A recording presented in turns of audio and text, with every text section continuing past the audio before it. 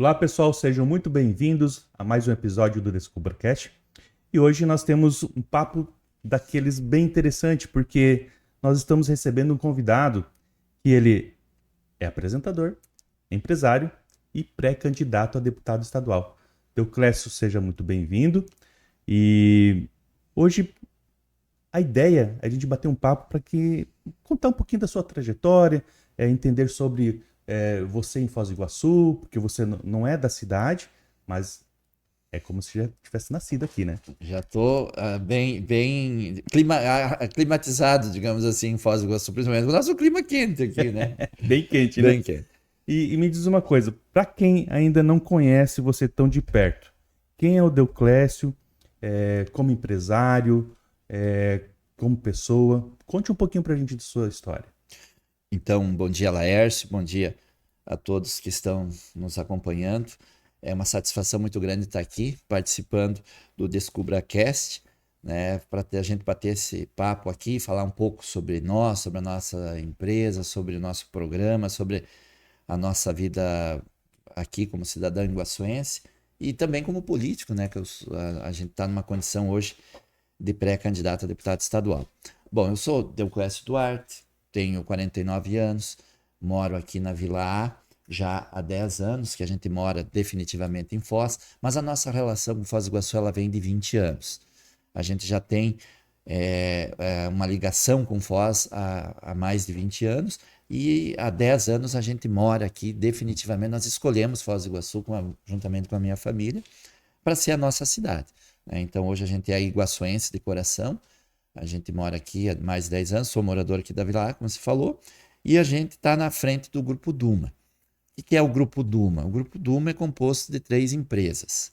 A Duma Empreendimentos, que a sede dela é lá em Barracão, minha cidade natal, que foi a primeira. Aí nós temos a Duma Serviços, que a sede dela é aqui em Foz do Iguaçu. E nós temos a Via Urbana Sinalizações Viárias, que fica na cidade de Maravilha, Santa Catarina, que trabalha mais na área de sinalização de rodovias e ruas, enfim. Então, essas 3 empresas juntas constituem-se o Grupo Duma.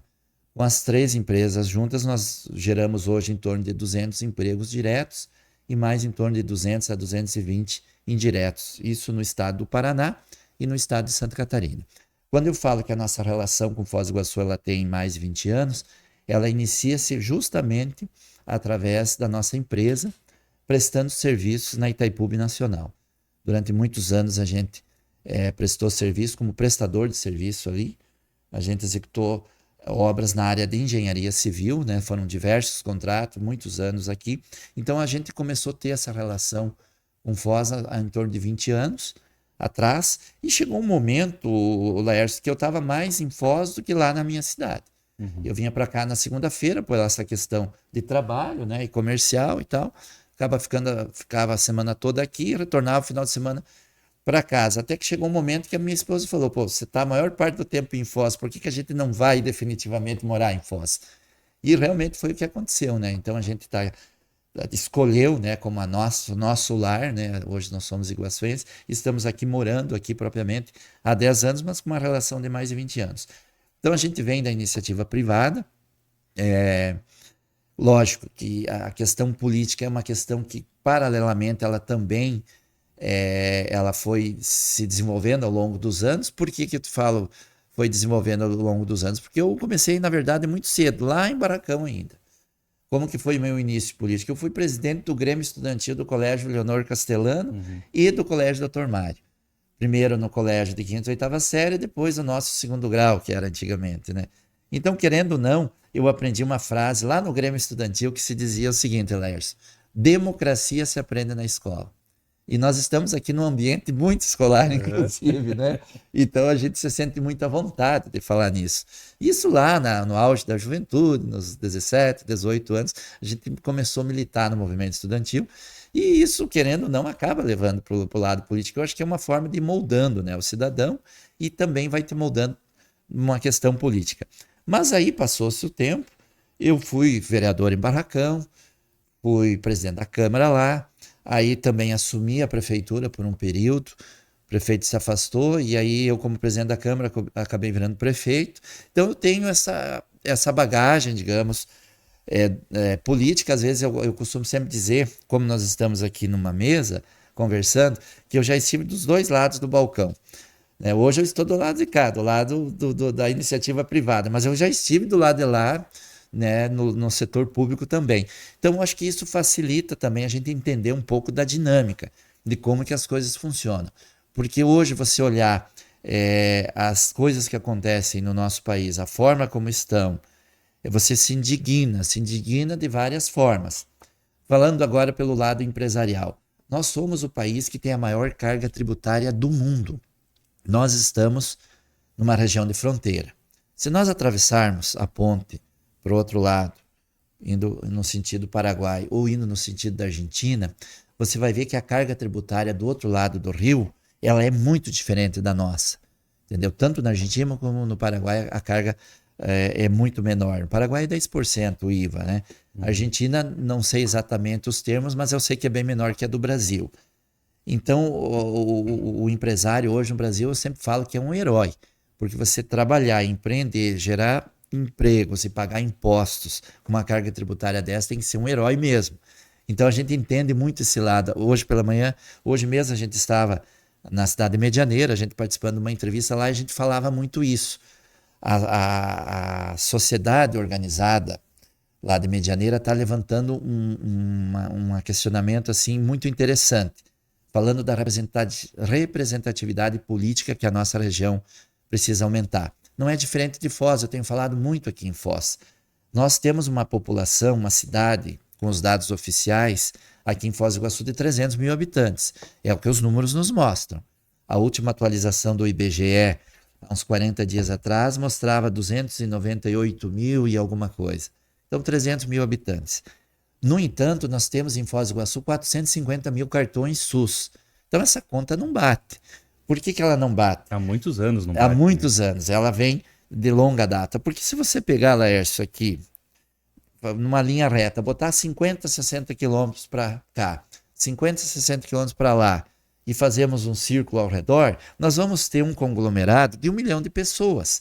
Porque nós estamos numa região de fronteira, nós temos os nossos irmãos brasiguaios que estão no Paraguai, né, há décadas e décadas, e lá não existe um sistema de saúde como no Brasil, como o nosso sistema SUS, que é universal, e querendo ou não, as pessoas vêm utilizar os serviços aqui em Foz e nós temos que atender porque o nosso sistema é assim.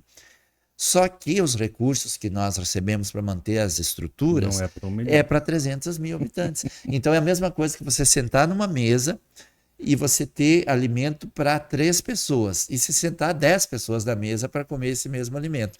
A conta não fecha, né, Lars? E então, na sua visão, você acha que assim, a política ela precisa aprender muito com o privado, porque assim, que nem você comentou, você tem os dois lados, né? Tanto privado quanto político. Essa gestão, tem 300 mil habitantes, o SUS, a verba que recebe para 300 mil, mas atende 1 milhão. Na sua visão, o que a política tem que fazer para aprender?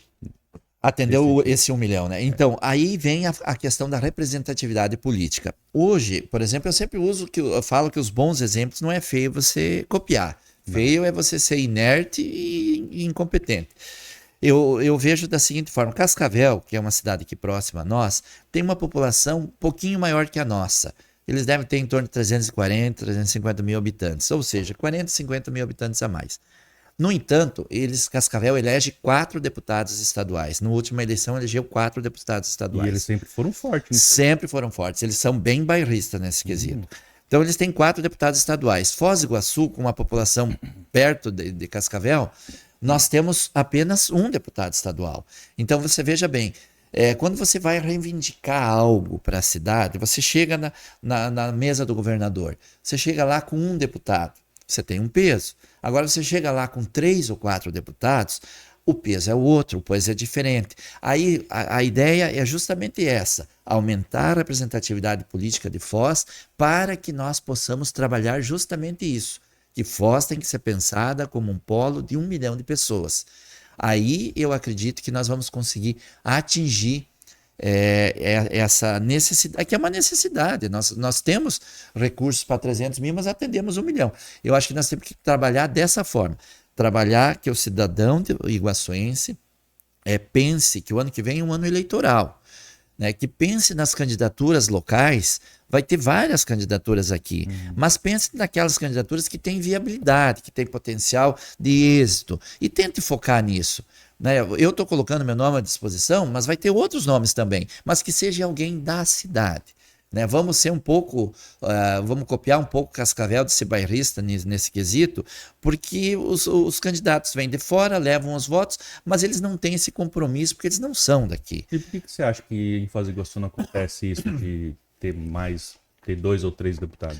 Na verdade, eu acho que tem que trabalhar muito, tem que ser um trabalho de conscientização. Aí é um trabalho que tem que ser construído. Primeiro, eu acho que quem se propõe a ser candidato ou pré-candidato tem que também ter essa visão de trabalhar não só o eu, trabalhar a cidade. Então, eu estou falando, levantando essa tese. Eu sou pré-candidato, mas vai ter outros também na cidade. Então, que as pessoas procurem, nesse leque de candidatos que tem, vai ter, a eleição passada teve 15, 16 candidatos a deputados em Foz, mas sem viabilidade, muitos, a grande maioria, sem viabilidade real da eleição. Porque o que acontece, Laércio? Chega no período eleitoral, os partidos estão lá em Curitiba, os diretórios estão lá, eles querem lançar candidatos em todas as cidades para fazer voto para a legenda.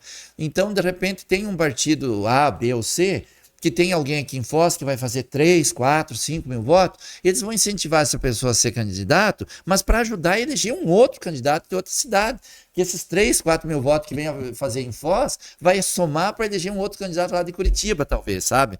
Então, essa é a questão que os partidos fazem muito. E muitas pessoas se sujeitam a isso.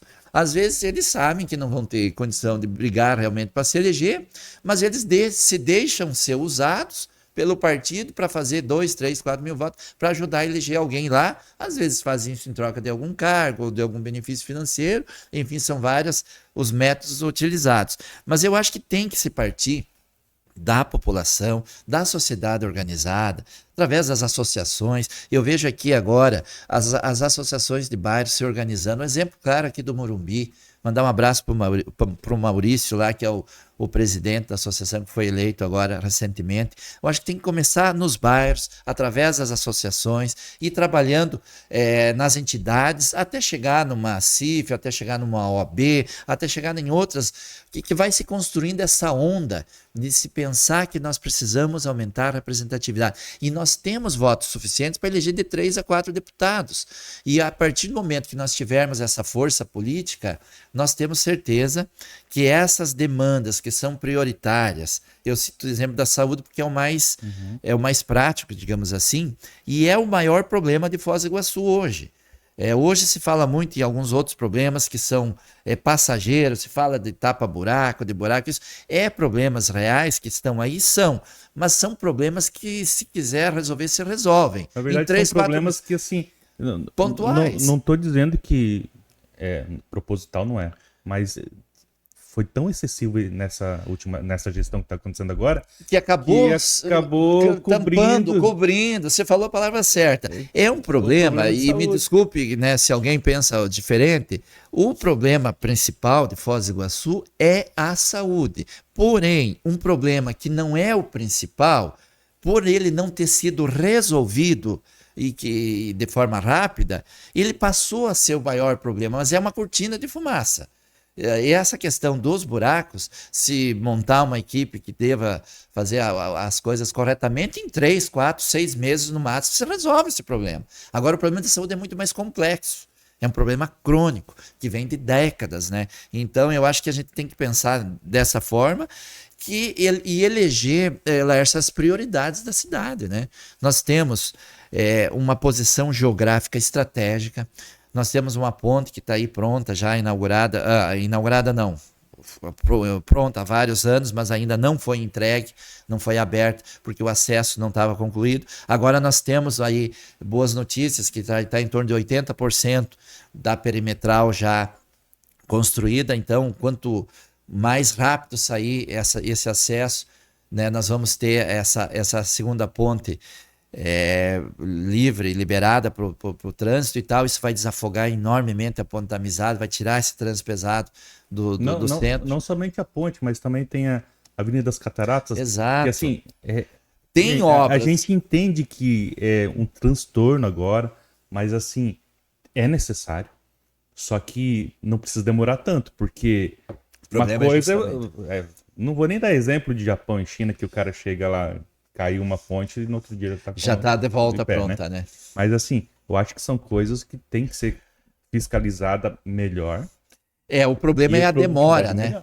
A demora, né, Laércio? Muito demorado. Muito demorado. Você veja bem um exemplo claro, né? A rodovia das Cataratas ali. Ela já está, eu acho que não sei quantos anos ali, mas ela já deu 2 vezes ou mais o tempo lá que era para ser executado e não foi concluída, né? E o transtorno que ali gera... Eu acredito muito que se tivesse mais deputados... essa força política ia ser... Aí que volta essa questão, né? Então, o que acontece? Ali você sabe que o acesso dos bairros ali tá complicado, o Carimã, uma série de bairros ali. Os próprios comerciantes, os empresários ali do entorno, o acesso tem hotéis ali, empreendimentos que realmente ficam prejudicadíssimos. Não, a visibilidade ali, eu cansei de ver caminhão caído naqueles canteiros. Tem uns canteiros que são tipo um buraco ali, um fosso, não sei qual que é o nome correto. Mas caminhão caindo ali por falta de visibilidade, sinalização. Então, assim, não é nem tanto a obra, mas sim, eu acho que a falta de organização e de celeridade, porque você tem fiscalização para ficar ali. Para cobrar, né? Melhora, e sem contar, porque ali é o seguinte, você tem ainda, além disso, tem mais 2 problemas. Se tá seco e sol forte, tem um problema de pó e poeira.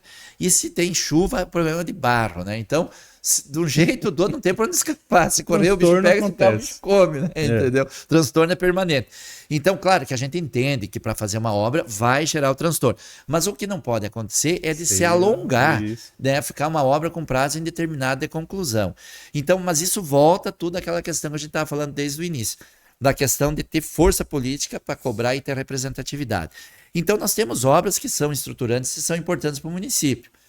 Corredor turístico, as cataratas, o aeroporto, necessita muito dessa obra.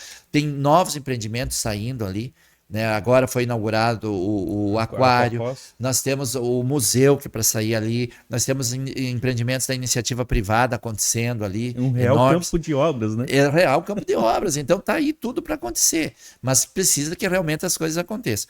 Então nós temos essa perspectiva boa para frente. Então o que a gente tem que pensar? Aumentar o ano que vem, um ano muito importante, porque vai ser um ano das eleições, é a oportunidade que nós temos, né, Laércio, de levantar essa bandeira e que realmente se trabalhe essa questão que eu acho que é muito importante, que é isso que está faltando para a nossa cidade. Você falando de 2026, o ano de eleição, em 2024 você também foi candidata para vice-prefeito. Vice-prefeito.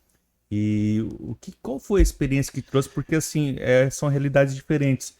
Até eu quero mandar um abração pro pessoal de Barracão, minha família é de Barracão, meus primos. Eu não vou ficar falando nome aqui, senão é muita gente, viu? Mas um abração pro pessoal de Barracão. Tem muita gente de Barracão. Tem. Foz do Iguaçu tem o mundo inteiro aqui, né? Mas voltando ao assunto, você foi vereador. Isso. Em Barracão e foi pré-candidato a vice-prefeito aqui. E o que essa experiência traz para você agora, da eleição passada, 24, para 2026? Muito pertinente a tua pergunta, Laércio. Para mim, antes de entrar nessa questão propriamente dita, eu vou fazer um apanhado de por que eu acabei sendo candidato a vice-prefeito ano passado. Então, eu sempre tive a minha militância toda, desde lá de Barracão, sempre pelo PL. Eu exerci todos os cargos, fui secretário municipal lá também, pelo PL, fui vereador, fui presidente da Câmara, sempre uma história no PL de 21 anos e 4 meses. E você voltou agora, né? Isso, mas aí o que aconteceu? No ano passado, no mês de março, ali quando estava fechando a janela das filiações partidárias, houve uma mudança no diretório municipal do PL aqui de Foz do Iguaçu. E eu já pleiteava dentro do PL esse espaço para ser candidato a vice-prefeito por Foz do Iguaçu. Naquele momento que houve essa mudança na executiva municipal do PL, o PL passou a ter o candidato a prefeito. Ou seja, o espaço para vice não existia mais dentro do PL, porque o candidato a vice teria que ser de outro partido, e não necessariamente do PL, que o PL ia passar a ter o candidato a prefeito. Então, nesse contexto, eu não tinha mais espaço naquele momento dentro do PL para mim ser candidato a vice-prefeito, porque o PL passou a ter o candidato a prefeito, que no caso foi o general. Mas aí, até então, ele não estava no PL. Com a vinda dele, houve essa mudança. Aí, o que aconteceu? Como nós estávamos construindo um trabalho para ser candidato a vice-prefeito, nós acabamos saindo do PL, naquele momento, fomos para um outro partido. E por esse outro partido, a gente disputou a condição de candidato a vice-prefeito por Foz do Iguaçu. Passou-se o período eleitoral, aí a direção estadual do PL nos procurou novamente e nos convocou, nos convidou para retornarmos ao partido, ao qual a gente sempre fez parte, militou. Conhece também, sabe? Tem uma história dentro do partido, né? Então, mais de 2 décadas. Então, a gente recebeu o convite da direção estadual e agora a gente voltou para casa, digamos assim. Mas antes disso, deixo um registro aqui da minha participação na eleição do ano passado. O ano passado, em Foz do Iguaçu, teve uma eleição polarizada entre 2 candidatos fortes. Sim. O general, que foi quem acabou ganhando a eleição, e o ex-prefeito Paulo McDonald, que era um nome forte. Então a eleição polarizou praticamente nesses 2 candidatos. Mas mesmo assim, nós com uma terceira, teve 7 candidatos a prefeito, nós com uma terceira via, digamos assim, apresentamos um projeto diferente para Foz do Iguaçu. Não entramos naquela seara de briga, de agressão, de crítica pessoal e tal, naquela baixaria que às vezes se torna uma campanha. Propostas. Né? Nós fizemos uma campanha propositiva. Não entramos em ataque contra A, B ou C, só se preocupamos em apresentar um projeto daquilo que nós entendíamos que era o melhor para Foz do Iguaçu e fomos muito bem avaliados pela população e fomos o terceiro, ficamos em terceiro lugar na eleição, obtivemos mais de 16 mil votos aqui em Foz, no meio de uma eleição que estava extremamente polarizada entre 2 candidatos. Conseguimos entrar no meio dos 2 e fizemos 11,5% em percentual e 16 mil e poucos votos em números absolutos. Então foi uma experiência muito boa, Laércio, que aí eu vou chegar na pergunta que você me fez. Foi uma experiência muito boa porque até então eu conhecia o lado de cada cidade. O lado como empresário, o lado mais, né, de outra forma. Com a eleição, eu tive a possibilidade de percorrer todos os bairros de Foz do Iguaçu. E aí eu pude conhecer a cidade de uma forma como eu não conhecia antes. A gente teve a oportunidade de entrar a fundo e conhecer os problemas de cada bairro, de cada comunidade. E eu acho que isso me deu uma bagagem muito grande. Hoje a gente conhece os problemas de Foz do Iguaçu porque a gente esteve lá. A gente entrou em todos os locais, visitamos todas as regiões, ouvimos as necessidades e as prioridades da população. Eu acho que isso me deixou mais preparado para o ano que vem, quando eu passar o período pré-eleitoral, que vinha as convenções e o nosso nome for homologado na convenção do partido, a gente possa chegar em todos os bairros de Foz do Iguaçu, mas já com o conhecimento da gente já ter andado pela cidade, de ter conhecido a realidade de todos os bairros. E eu acho que isso me acumulou uma experiência muito importante, que vai ajudar muito no processo da construção de uma candidatura o ano que vem. E acabou trazendo o fortalecimento de toda a região, né? Porque Exato. Não é só Foz do Iguaçu. Agora a eleição se amplia, né? Porque aí eu já vou entrar numa outra, já que você tocou na região, paralelamente, aí nós temos agora o nosso programa, o Paraná da Gente, que é um programa no SBT nos domingos às 10 horas da manhã. Numa visita do governador lá na nossa casa, numa conversa de brincadeira, surgiu a ideia. Por que vocês não apresentam um programa na TV? Mas eu nunca fui apresentador, Laércio. Meu negócio é outro. Eu sou da iniciativa privada, nós somos da área de engenharia civil, nós trabalhamos com outras coisas. Não, mas um programa diferente e tal, não propriamente jornalístico e tal, porque eu não tenho formação para isso. E daquela brincadeira acabou a coisa ficando séria. Gostou do negócio? Comecei a mas qual que seria a ideia? Não, apresentar um programa diferente nos domingos de manhã. As pessoas estão a semana toda, ligam o noticiário, ou o rádio, a TV e tal. É notícias ruins, pesadas, é acidente, é assalto, é violência, é isso e aquilo. Vamos fazer um programa suave nos domingos de manhã. Só mostrar coisa boa, mostrar a cultura, o esporte e tal. E fui gostando da ideia e formatamos um projeto. E aí tá o nosso programa Paraná da Gente, está sendo um sucesso. A gente a nossa abrangência da TV Naipi aqui de Foz do Iguaçu é de 60 municípios. Então nós não estamos mais só em Foz agora, a gente está em toda a região e a gente tem percorrido muito o estado do Paraná e tem sido muito bom isso porque a gente vai conhecendo pessoas em diferentes municípios, em diferentes lugares, mas uma coisa é única, é a mesma, não muda. O calor humano do paranaense é o mesmo, só muda o endereço. Você pode estar em Medianeira, como nós estávamos hoje, você pode ir em Toledo, pode ir em Marechal Rondon, você pode ir em qualquer lugar, muda o local. Mas a receptividade, né, o carisma, né, o abraço, o aperto de mão é o mesmo. Então o povo paranaense é um povo assim muito acolhedor, né? E está sendo muito bom para nós conhecer também. Já conheci com a eleição do ano passado Foz do Iguaçu de ponta a ponta e agora com o nosso programa na TV a gente está percorrendo esses 60 municípios, né? E querendo ou não, a gente vai com o programa, mas também junto a gente já vai conversando com as lideranças, vai conhecendo os problemas de cada cidade, porque são diferentes, né? Distintos, e isso também vai incorporando para o nosso projeto para o ano que vem para deputado. Você falou do governador Ratinho e a gente vê essa proximidade com ele e com Alexandre Cury, né? Como que está essa articulação entre vocês para 2026? Então, o meu partido, agora o PL, né, que agora eu já estou de volta, o meu partido tem um acordo com o governador. O PL vai estar junto com o candidato que o governador estiver apoiando. Esse é um acordo que existe. Em troca disso, o governador e o candidato, que for o candidato a governador, apoiarão um candidato do PL para uma das vagas para o Senado. Porque na eleição do ano que vem vai ser eleito 2 senadores. Vai ter 2 vagas. Então o PL vai ter o deputado federal Felipe Barros, ele vai ser o candidato a senador pelo PL. E dentro desse acordo que o PL tem com o PSD, o PL vai apoiar o candidato do PSD e o PSD vai apoiar o candidato a senador do PL. Então são 3 nomes hoje. Que são os pré-candidatos, assim que a gente tem assim que tá mais despontado. É o Alexandre Cury, o atual presidente da Assembleia Legislativa, uma pessoa assim que a gente tem um trânsito muito bom, um contato bastante próximo, né? Temos o secretário da cidade, o secretário Guto Silva, também que é lá do Sudoeste, Pato Branco, que a gente conhece ele bem também, e tem o ex-prefeito Rafael Greca.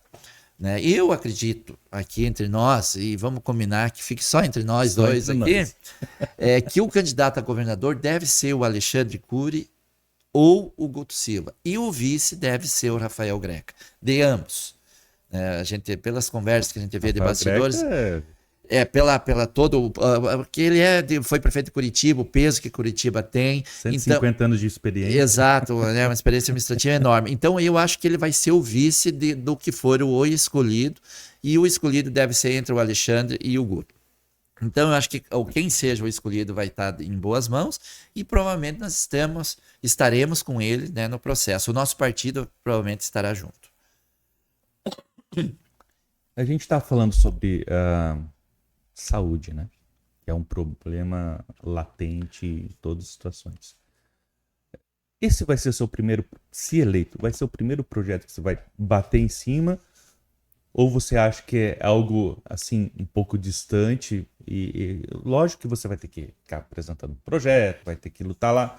Mas qual seria, assim, sem ser a área da saúde, outro problema que outra linha você iria bater de frente já no primeiro dia? Eu acho o seguinte, elencando por prioridades, a saúde é indiscutível, vai ser a bandeira número 1, e só para nós concluir a questão da saúde, eu penso o seguinte, a Itaipu Binacional está sediada aqui em Foz do Iguaçu. A Itaipu pertence ao Brasil e ao Paraguai. Falando da saúde, nós atendemos aqui a nossa população de Foz do Iguaçu, atendemos a população do Paraguai que vem para cá e de toda a região. A Itaipu construiu 2 pontes, né, com recursos da Itaipu. A ponte nossa que está aqui e uma outra ponte no Mato Grosso. Eu acho que não teria legado mais importante para os 2 países que a Itaipu construísse um hospital binacional. Eu acho que isso seria fantástico, porque daí nós estaríamos atendendo os 2 países, a Itaipu pertence aos 2 países, nós estaríamos atendendo as 2 populações e eu acho que seria um legado formidável. Então eu vou trabalhar muito, sou um sonhador, eu vou pensar e vou defender essa tese, porque o recurso tem, você sabe que a Itaipu tem. A Itaipu, há 1 ano, 2 atrás, ela concluiu o pagamento do empréstimo da sua construção. Se antes do pagamento do empréstimo, a Itaipu já investia muito em obras, tanto no Brasil como no Paraguai, você imagina agora que essa dívida está paga. Recursos com certeza não faltarão, isso não tenha dúvida nenhuma. E, além de tudo, seria uma ação nobre, cuidar da saúde dos brasileiros e paraguaios, que é a missão da Itaipu. Então, para concluir a questão da Itaipu, da saúde, essa seria a minha prioridade número 1. Eu acho que a gente tem que pensar muito, olhar as potencialidades de Foz do Iguaçu. Como uma segunda bandeira, Laércio, nós temos que olhar para a logística. A logística hoje é a segunda maior fonte econômica de Foz. Primeiro é o turismo, pela questão óbvia que nós somos uma cidade turística e tal. Mas a segunda fonte econômica de Foz é a logística, pela nossa posição estratégica, geograficamente, né? Fronteira e tal. Aí, com a abertura da ponte, com a perimetral, com o novo Porto Seco, nós temos que pensar em expandir isso. Porque o que acontece? Aqui em Foz do Iguaçu nós somos um corredor. A matéria-prima vem, passa por Foz e aí vai Cascavel, Curitiba, São Paulo, para ser transformada nesses grandes centros. Nós temos que pensar em agregar valor e industrializar essa matéria-prima que passa por Foz. Nós temos que ter atrativos em Foz para que essa matéria-prima seja transformada aqui também. Nós temos que modernizar o nosso parque industrial, mas antes de modernizar o parque industrial, nós precisamos atualizar a lei de incentivo à instalação das empresas em Foz. A nossa lei, ela é desatualizada, ela é de 30 anos atrás. Tem muitas empresas que querem se instalar hoje em Foz e elas não conseguem se instalar aqui porque o CNAE dela não está de acordo com os CNAEs que estão na lei de incentivo que as empresas se instalem nas áreas industriais. E aí as empresas, eu mesmo conheço empresas que se instalaram em Santa Terezinha de Itaipu, que é logo aqui do lado, porque lá a lei está atualizada e permite. Então é uma necessidade urgente que tanto a Câmara de Vereadores como o Executivo podem levantar essa questão, atualizar a nossa lei de implantação de indústrias no nosso município, porque isso está travando. Tem atividades, principalmente, Laércio, voltada à tecnologia da informação, que há 30 anos atrás nem existiam, nem sequer existiam. E hoje é o carro-chefe. Então nós precisamos atualizar a lei, nós precisamos fazer isso. Porque você imagina uma perimetral leste que corta os distritos industriais, né? E aí vai passar essa matéria-prima toda por aqui. Se nós tivermos atrativos, é isso aí, os gestores públicos, né, os agentes públicos é que tem que fomentar isso. Para que essas empresas, olha o custo de transporte até Curitiba, São Paulo. Se esse produto for transformado em Foz do Iguaçu, vai agregar valor, vai gerar imposto, vai gerar mão de obra, vai gerar uma série de benefícios para a cidade. E ela vai simplesmente passar por Foz e vai embora. Então nós temos que achar um atrativo que ela fique aqui, pelo menos parte dela. Se 20%, 30% ficar aqui, já será um grande desenvolvimento. Então penso que a saúde, depois essa questão da logística é fundamental. Quando você chegou aqui, eu falei para você, sua vida tá corrida.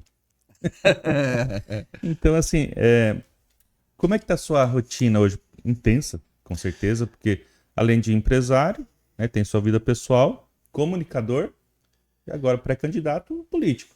Né? Como é que tá? E qual foi o maior perrengue nesses últimos dias? Olha só, você me fez uma bela pergunta. E ultimamente, realmente, a nossa agenda está bem corrida. A nossa vida já faz 1 ano, mais ou menos, que está assim. Porque a gente tem que tentar conciliar. O que eu tenho feito? Eu tenho procurado, na segunda e na terça-feira, me dedicar aos negócios da empresa. Eu estou dando uma atenção na segunda e na terça-feira para as questões, né, da empresa, porque daí no início da semana você consegue delimitar as tarefas para a semana, as prioridades para a semana, e aí você delega para as pessoas fazerem. Aí a partir de quarta-feira nós iniciamos a nossa agenda. Quarta-feira a gente se dedica exclusivamente praticamente a questão do programa, as gravações de estúdio e de matérias do programa, e daí a partir de quarta, quinta e até o final de semana a gente concilia essa agenda política, digamos assim, e de visitas na região. Posso dizer que tem sido bastante corrido mesmo, praticamente de segunda a segunda.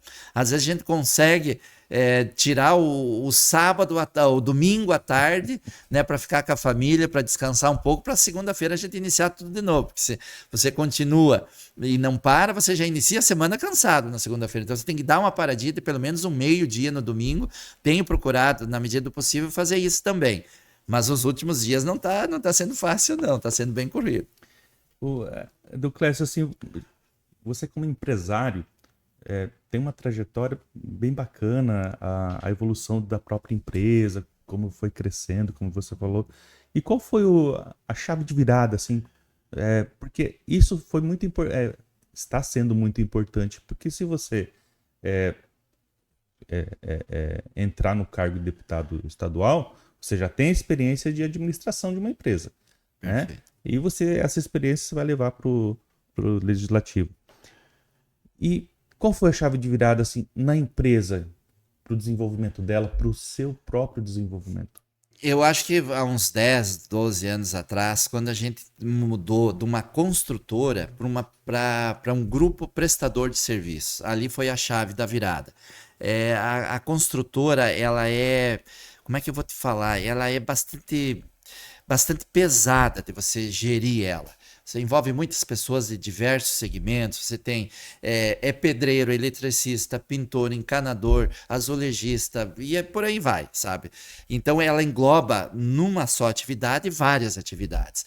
Quando a gente parou e sentou, quando a gente assumiu o comando, a gente parou e pensou assim, não, acho que a gente vai mudar, nós vamos trabalhar em segmentos específicos e vamos ser bom naquilo que nós for fazer. E eu acho que aí foi a chave da virada. Aí que houve a expansão. Aí a gente estava no início só com a Duma Empreendimentos e aí a gente foi evoluindo para mais 2 empresas justamente para ser direcionada a um serviço específico. E daí cito um exemplo. A Via Urbana Sinalizações Viárias é uma empresa voltada a uma prestação de serviço específica. Nós só fizemos sinalização de rodovias e ruas. Não fizemos outra coisa a não ser isso. A empresa fica sediada em Maravilha. Nós atendemos mais de 30 municípios na região oeste de Santa Catarina, aonde fica a sede da empresa, e a gente faz isso com excelência, né? Nessa região ali, naqueles 30 municípios que nós atendemos. A mesma forma, a Duma Serviços aqui em Foz do Iguaçu. A gente prestou serviço na Itaipu, vários outros. Temos empreendimentos nossos daí privados aqui em Foz, condomínio a gente está fazendo. E temos também no Porto de Paranaguá há mais de 10 anos uma história lá dentro também, mas voltada a serviços específicos. Não passamos a não ser um macro, a não fazer tudo, a não ser um clínico geral, a ser um especialista numa determinada área. E eu acho que aí houve o crescimento, porque aí você consegue trabalhar melhor, consegue dar melhor resultado tanto para o cliente e como para a empresa. E eu acho que daí aí que houve o crescimento do Grupo Duma, foi a partir desse momento que nós mudamos, digamos, não o ramo da atividade, que são todos voltados à engenharia civil, mas sendo mais específico naquilo que nós fizemos. Uma boa gestão. Exato, acho que é por aí. Ó, vocês estão vendo, né? Gestão já tem prática. E aí, estando como deputado estadual, a gestão já tem experiência de sobra aí. Então, Clécio, para finalizar então, gostaria que você deixasse uma mensagem para quem estiver nos assistindo ou nos ouvindo. Você pode direcionar direto para a câmera e fique à vontade. Olha, Laércio, primeiro agradecer você aqui pela receptividade, foi um bom bate-papo, que olha, quando a conversa é boa, a gente nem vê o tempo passar, né? Então, agradeço imensamente pela oportunidade de estar aqui. Quero dizer a quem está nos assistindo, quem está nos ouvindo, que eu não sou político tradicional, não sou político profissional. Eu tenho as nossas atividades empresariais, nós temos o nosso programa aqui na TV. Também não sou um apresentador profissional, mas isso daqui é como um hobby mesmo, mas está sendo uma experiência fantástica. O que a gente está se propondo? A gente está se propondo a construir um projeto ouvindo as necessidades da população, as prioridades da população, tanto de Foz como da região. Nós não precisamos de apego ao cargo em si. Porque se fosse dessa forma, eu ficaria muito bem acomodado na nossa atividade empresarial, cuidando dos nossos negócios e estaria tudo bem, tranquilo. Eu acho que se a gente se propõe a sair da nossa zona de conforto, lá da nossa empresa, da nossa família, para apresentar um projeto coletivo, não tenha dúvida que nós estamos com a melhor das intenções, porque nós não precisamos disso. nós não precisamos da política, a gente trabalha independente, a gente tem as nossas atividades. Então, o que eu quero dizer é que eu entro na vida pública sem amarras, sem vícios, sem estar comprometido com muitas artimanhas que tem no meio político. Nós chegamos de cabeça erguida. O nosso mandato vai ser um mandato independente. Nós não vamos chegar lá contaminados pelo sistema, ou corrompidos, ou atrelados já de mãos amarradas com alguém. A gente se propõe a apresentar um projeto e, se Deus quiser, ele tendo êxito, nós vamos desenvolver um mandato na sua plenitude, sem estar amarrado com A, B ou C, para realmente representar a população da forma como ela merece. Então, deixo aqui o meu abraço a todos, convido a todos a assistirem, na medida do possível, o nosso programa, seguir nós nas redes sociais, deuclessioduarte.oficial, que lá vai estar contando um pouco mais de tudo isso que nós falamos aqui e vai ter a oportunidade de conhecer um pouquinho mais a nossa trajetória também. Clécio, muito obrigado. E para você que está nos assistindo, compartilhe, curta esse episódio. A gente sempre está trazendo entrevistados ou entrevistandos, né, Emerson? Tem um professor que fala assim, não é entrevistado, porque ele não foi entrevistado ainda. É um entrevistado. Ou entrevistando, Exato, depois que ele é perfeito. entrevistado. Exato. Então, quero reforçar para que vocês curtam, compartilhem o DescubraCast. Além do DescubraCast, nós também temos o jornal Descubra Seu Bairro, tá? Onde você pode estar mandando todos os problemas, os elogios do seu bairro, tudo que precisa ser melhorado, tá? Porque é uma voz, é uma comunicação, porque quando o bairro fala, a cidade toda escuta. Então, gente, mais uma vez eu agradeço ao Deuclésio, agradeço você que está nos assistindo e até o próximo episódio.